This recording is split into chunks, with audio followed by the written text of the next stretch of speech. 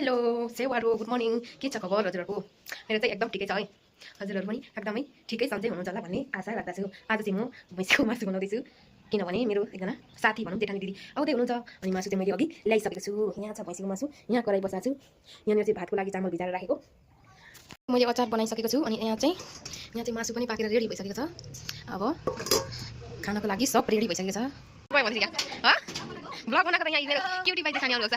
आज चाहिँ अब हामी यहाँनिर बेताना घुम्न छौँ। यहाँ फेरि ब्युटिफुल लेडी अगाडि अगाडि हिँड्दै हुनुहुन्छ। आइपुग्यौँ भने हुन्छ खै यस्तै छ यहाँ फेरि राम्री राम्री अगाडि यतादेखि यसरी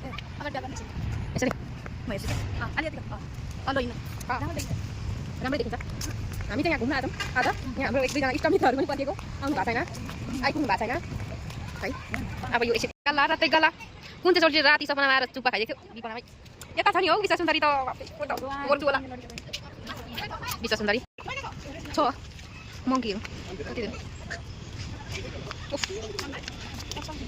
सुन्दरी छ यहाँनिर सुन्दरी नबस्नेको त्यही त यो चार छ। यहाँ चाहिँ कुखुरा हेर्नु नि हाँसेर बरु हुन्छ कुखुरा देख्नु बरु काली झैन हेर्नु मिनी कुखुराहरू हो कति सानो सानो भालेर पुग्छ क्या होइन वन कुखुरा होइन वन कुखुरा त ठुल्ठुलो हुन्छ त होइन ऱ्याबिट यहाँ छ इस आमा डल्लो परेर सुतिरहेको छ यो तिनवटा छ क्या उपर देख्नु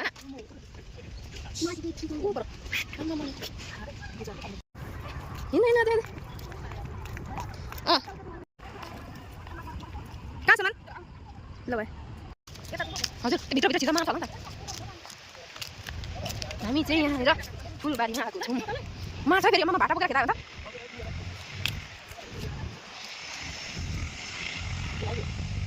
वाउ कस्तो दामी छ आमा। बुढाबुढी त हिँड्ने होइन क्या सोल्टीहरूसँग हिँड्ने हो।